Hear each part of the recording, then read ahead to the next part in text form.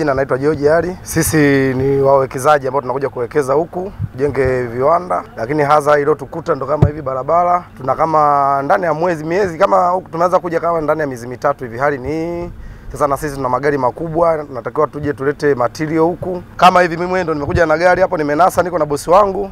Tuna kama nusu saa mpaka sasa hivi hapa. Kwa hiyo ni kama hivyo, sisi tulikuwa ombi letu tutengenezewe barabara iwe nzuri ili tuweze kuleta material na kuleta maendeleo kwa upande wa huku wa Kibaha. Kuna gari zinaleta material nyuma huko na sidhani kama zitaweza kufika kwa wakati, na mafundi wapo huko na sidhani kama material yatafika, na tumeshanunua.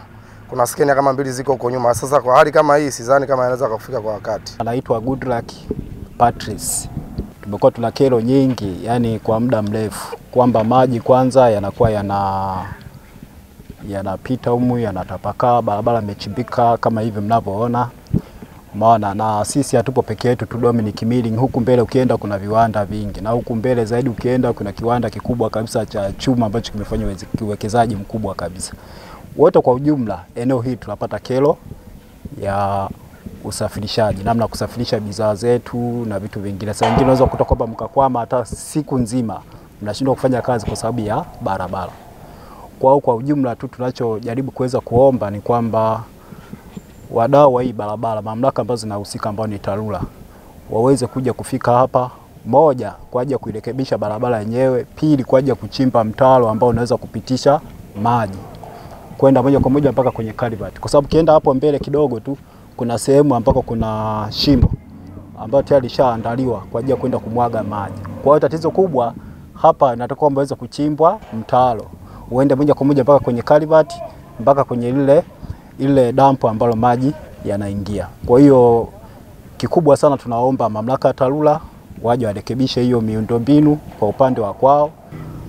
Kama unaweza kusimama siku nzima ukashindwa kusafirisha bidhaa yako, manake hiyo ni hasara.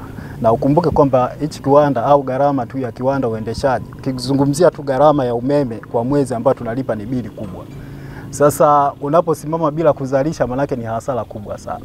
Kuna wafanyakazi, wao mwenyewe wanatoka kulipa kodi za serikali, na sio tozo moja, ni tozo nyingi. Kwa hiyo basi na wao kwa upande wao kama serikali inabidi kwamba waweze kutilia maanani vitu kama hivi vya barabara. Kwa jina naitwa Patrick. Mimi ni dereva katika njia hii. Kwanza changamoto ya hii barabara, mvua inapokuwa inanyesha, ina maana upitaji wake unakuwa ni mgumu sana. Kwa hiyo pia hata tendaji yetu sisi wakazi, madereva malori, inakuwa ni changamoto sana. Tunaweza kukuta hata kama labda mtu alikuwa, maana sisi wengine hasa madereva sisi tunachokitegemea zaidi, kwa sababu unapokuwa unafanya kazi zaidi ndo kipato changu kinakuwa kinaingia. Kwa hiyo ina maana sipofanya kazi kwa ufasaha, ina maana sitaweza kufanya chochote. Kwa hiyo tuchukua tunaomba ikiwezekana serikali tusaidie changamoto barabara imekuwa ni chafu sana, haipitiki. Hasa mvua kama ikinyesha, pia ndo changamoto zinazidi sana. Kuna baadhi gari zinanasa, kuna baadhi zinakuja kufuata huku bidhaa kuja kuchukua kwenda maeneo mbalimbali, gari zinashindwa kupita, na maana upitaji bado unakuwa ni mgumu. Huko tunanasa kila siku. Hata hivi leo nilikuwa na kazi hapa, tunawatoa wengine tunawavuta, wanatoka alafu na sisi tunaendelea na kazi, lakini bado changamoto ni nzito sana katika barabara.